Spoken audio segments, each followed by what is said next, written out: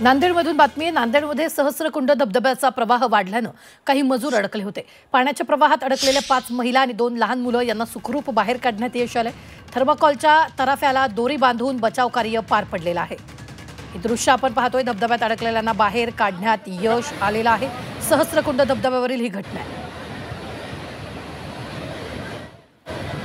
थर्माकोलचा थराफा करण्यात आला आणि त्यानुसार दोरीनं त्यांना बाहेर काढण्यात आल्याचं आपल्याला पाहायला मिळतंय। ही दोन्ही दृश्य आपण पाहतोय। धबधब्याच्या प्रवाहात 5 महिला 2 लहान मुलं अडकलेली होती। त्यांना थर्माकोलचा तराफा करून दोरीच्या सहाय्यानं बाहेर काढण्यात यश आलेलं आहे।